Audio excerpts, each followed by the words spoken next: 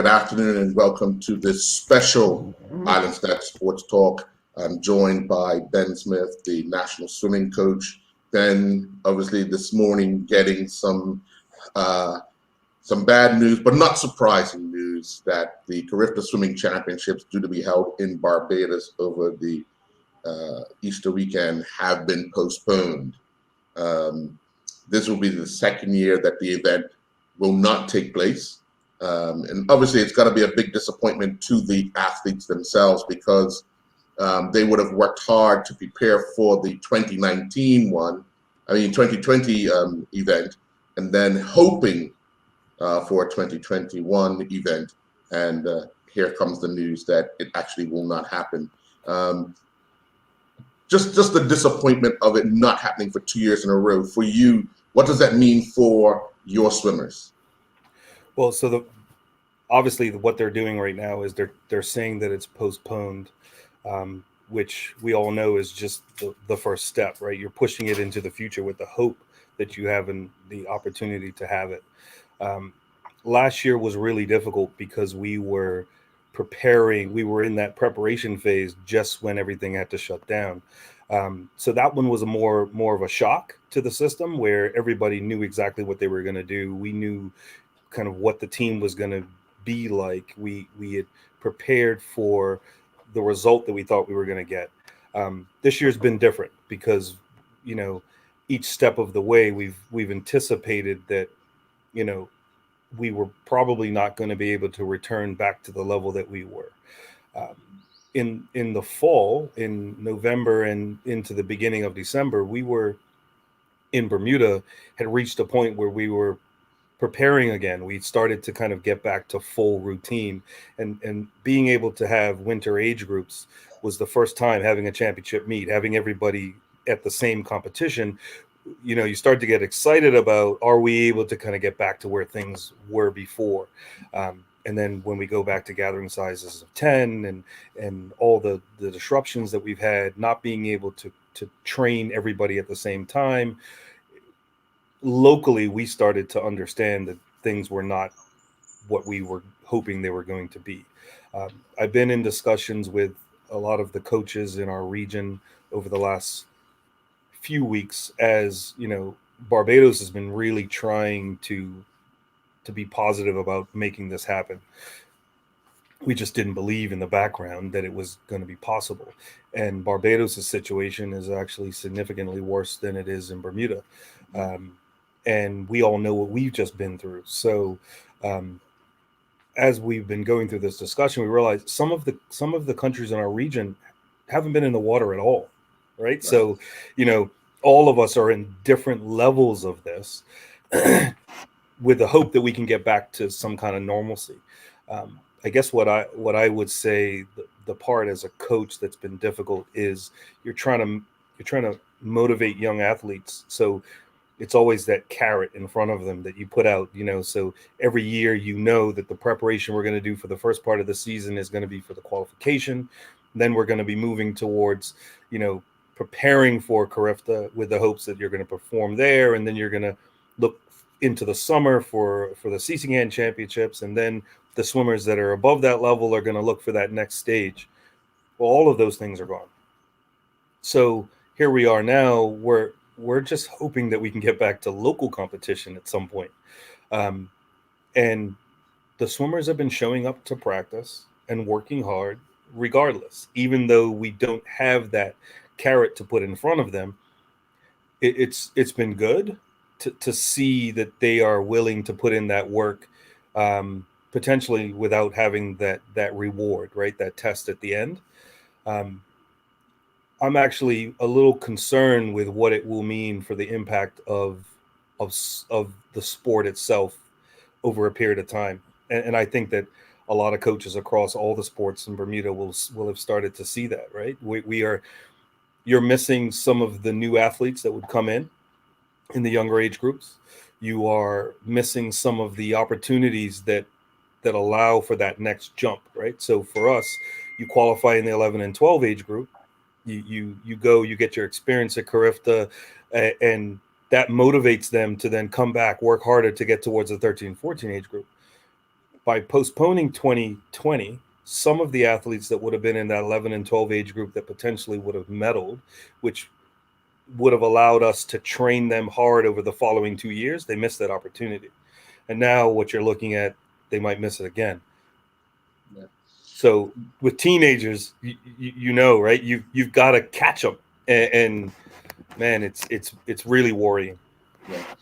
You mentioned CCCAM because obviously that's the next big international meet for the region, and you indicated that that's going. Have they already canceled or postponed CCCAM? They have not canceled it yet. I actually had a conversation with the CCCAN president, Felix Calderon, 2 nights ago, specifically trying to figure out what the next steps are. They are looking. So Panama was supposed to be the host of CCCAN 2021. They have just pulled out. That happened a couple of days ago. So, you know, part of the issue is you have to find somewhere that's actually going to be able to host before you even get into all the other logistics of being able to go to a competition. And at this point, I don't know how you travel with a team. The goal at the moment would be for us to try to have something in June for CCCAN. And the real reason behind that is that CCCAN is an Olympic qualifier. So as you see the connection to all the pieces, it is difficult for our athletes to qualify for the Olympics because there are not competitions available for them to qualify in, with the hope that the Olympics actually happens. When you bring that up, it actually, I know in our previous talk there was some talk of possibly having a simultaneous meet of sorts. Is that still on the table in the event that some countries or most countries can actually get back to the excess of their pool to try to meet the qualifying standards? So the difficulty is, so that was the thought, right? When everything looked like we were moving in a direction for us to be open and be training at a regular basis, we started to talk about virtual competitions. Some countries have been able to do those kind of virtual competitions. I know some states in the US have been able to do it. Some places in Europe have been able to do it. The truth is, the only real sports that are happening in the world at a consistent level are professional sports. Because they just have the money to do all the testing and the protocols. We don't know what it will look like for us to be able to train in a consistent basis to even get to the point where we can have a competition locally before we start to talk about a virtual competition. Yeah. I know you mentioned it, teenagers, they have to be disappointed that they come off of 2019 feeling good about themselves because we finished second or third, but then we are yet to get back into that international competition to prove to the region that it wasn't a fluke. How disappointed do you think the athletes are with this news that they will get today? So a lot of them are just going to be hearing it today. Because of the weather today, a lot of practices are going to be canceled this afternoon. So we won't even really have an opportunity to be in front of them and discuss it. But I know that will be a topic that's happening over the weekend. Most athletes knew already that the chances of it happening were slim. But this was just a glimmer of hope. Like the potential of it happening was just enough hope. We're just going to have to come up with something else. We'll put another carrot in front of them and have them work towards it. My goal right now is to try to have a local competition close to the time that we would have gone to Carifta so that they can train towards that goal, ramp up and put in performances, because the truth is that you're racing against the clock. Really, it's not other people. So if you can post fast times, everybody in the region they're always looking to see what different swimmers are doing. And all we can do is stay in this holding pattern until it's safe. Of late, what has FINA been saying about the qualifiers? Because now our region, there's a possibility our region won't be able to host a qualifier. So, and I know the IOC want inclusive. They want everybody to have the opportunity to try and make an Olympic standard time. So what has FINA been saying throughout this whole ordeal about just that, the region staging qualifiers, or if they can't stage a qualifier, will they recognize an event, say in Bermuda, and validate the standard time? Well, so as an example, normally Bermuda's national championship is a qualifier. Mm-hmm. But in order for us to make it a qualifier, we have to bring in officials from overseas so that the level of the competition is high enough to be certified by FINA. So Margaret Halliger is the FINA official for Bermuda. She's actually scheduled to go to the Olympics this year to be. So that's the first time that we'll have somebody at the Olympic Games in the official capacity for swimming. But you need to have 3 people at that level in order to have a competition. Well, with the situation that we have right now, that would mean, bringing those officials in for an extended period of time just for them to be able to be safe. You're talking 14 days before they would be able to be at our competition. That's just not feasible. So we are going to have to look for options that are different, that would allow us to have a competition. But there's still a difficulty, right? So we have Maddie that's in Colorado. Right now, in order for her to compete in a competition for us, based off of, the return to sport policy that we're going through right now, it'll be 14 days before she can be around the rest of the swimmers and be in training. Well, that makes it impossible for an athlete of that level to come here, sit out for 14 days, and then resume to be ready to swim the fastest time of your life. That's why I said at the moment, it's only set up for the really highest level of athletes. And no matter how the IOC is trying to be inclusive, if the Olympics comes off, it will only be for professional athletes and a handful of others. Yeah. Maddie had an impressive performance ago, and this past weekend she was just pipped as the swimmer of the week for a second time by her teammate after a remarkable performance in the dual meet. But looking at what she's been able to do in the environment she's in, I know I saw the USA are having Olympic trials. I remember before they used to have their Olympic trials, but they also used to be an international meet in the midst of it. Is that still an option for her to go to? So it's multiple options, multiple problems, I should say.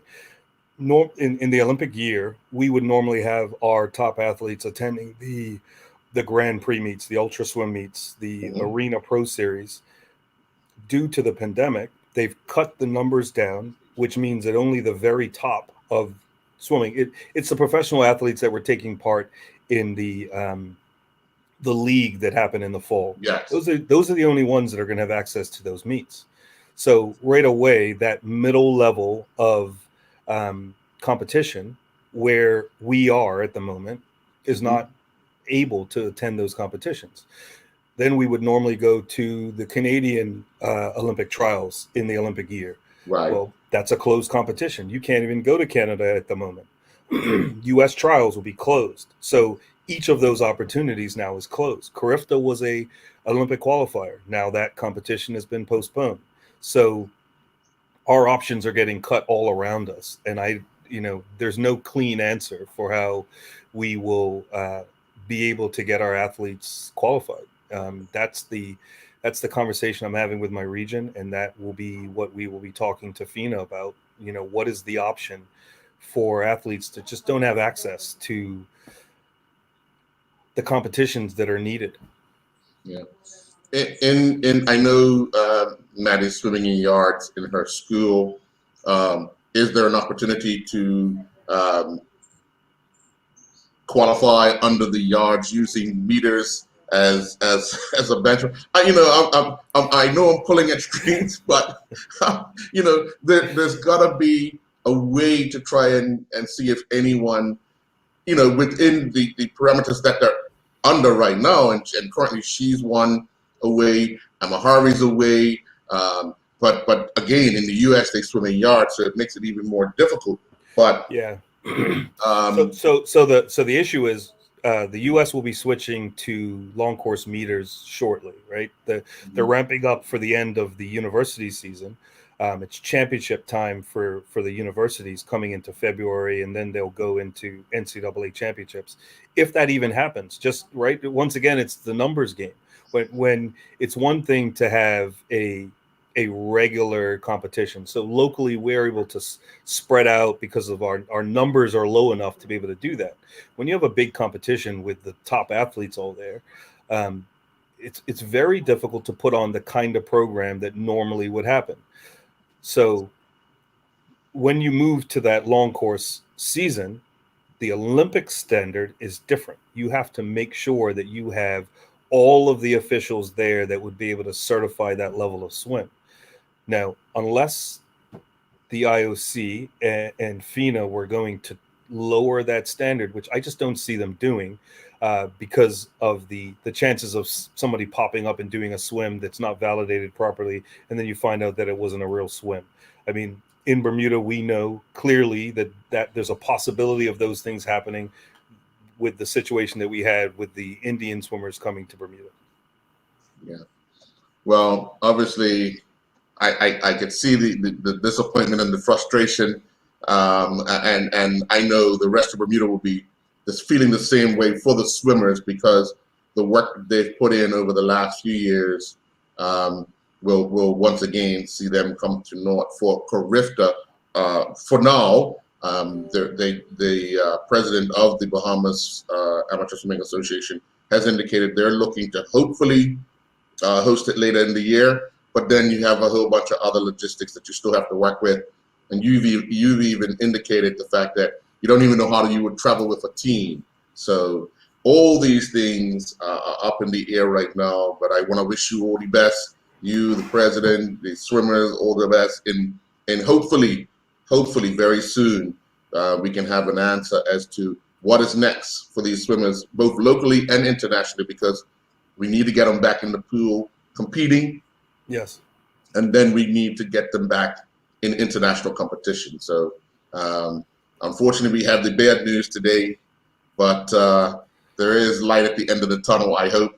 And we want to wish you all the best, okay? Yes, and thank you so much for your continued support, Earl. It's much appreciated. All right. Enjoy the rest of your day, Bear. Thank you, too. Okay.